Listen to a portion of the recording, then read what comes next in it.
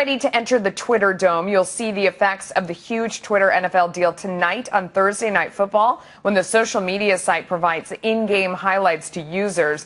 The big game now is figuring out how much this impacts the impending IPO and what other moves Twitter has up its sleeve. Here to break it all down, the tweet lights as they are, our money marketing guru Bruce Turkel and our own media maven Dennis Neal. Thanks to both of you for being here. Dennis, I'll start with you. How big of a deal is this for Twitter? So big deal for Twitter because just as they filed for IPO, they now sign on a deal with the biggest blockbuster sports league for all of television. Yeah. Already they've sold $10 million in ads together, NFL and Twitter. But also big for NFL because suddenly NFL replays, you know, DirecTV has a big NFL package, runs 20 million homes. Right. 700 million users around the world for the NFL. And then the NFL suddenly is in the ad business and it gets a cut of ad sales as well as promoting its own stuff with its replays. Yeah, I mean, Bruce, this is revolutionary, right? You're the man who knows all about the advertising dollars. 10 million to start. It seems like this just opens the door to a bunch of different things. Absolutely. You heard the word already. 700 million users, 700 million sets of eyeballs, and they all have the option to watch what the NFL wants to put out there.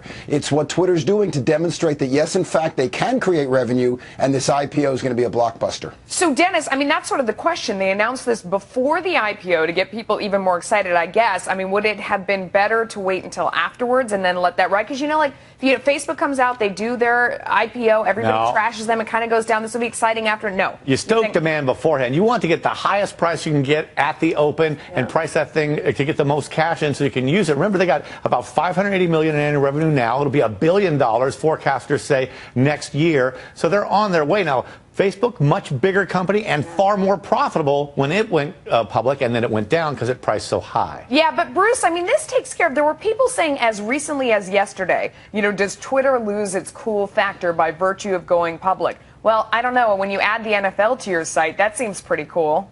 Yeah, they picked this one specifically because it's sexy. I think they're going to do three. I think you're going to see this one first. This is the big blockbuster, gets our attention, gets on the news. Everybody loves football. The next one, I think they're going to figure out a way to show how they monetize CRM. I mean, CRM now, Consumer Relationship Management, de facto source has become Twitter. I don't think they planned it. What does that mean for the average person out there that doesn't understand? How you stay in touch with your customers, how you understand when your customers are happy about something you've done, or more importantly, how you know when your customers are complaining about you, and how you know where they are, what they care about, and how you respond. Are they better at that than Facebook? It's not a matter of being better. It's what the consumer has decided to use because Twitter is real time. Facebook is not. Yeah, so Twitter is the place where you say, I just went to this restaurant and I got great service, or I just went to this airline and boy did they treat me badly. Yeah, we have somebody coming up on the show later that's made a whole business out of that. Let's remember that Facebook started with the laptop, whereas Twitter was conceived, that whole 140 character limit, conceived with the idea of the mobile phone in mind, which is why this is so good. Now, Twitter's already done deals with college bowl game football, with March Madness college hoops it's previously done, but the NFL deal is the biggie. The thing I want to see is the new ad form they're going to use tonight on NFL Network. You will see the first ads. And it's going to be a Verizon ad for only 2 to 5 seconds long before you then get this bite of maybe 30 seconds of an NFL replay. This idea that you can't put out a 30-second ad to get me to watch a 30-second video. Advertisers have to learn new ways to do it. And this idea of a 2 or 5 second spot, I want to see how that weighs. And Bruce, what do you think about that? That's fascinating. Here's how you can do it. They wait for a big play. He's back, the quarterback. He throws. It's a bomb. It's going.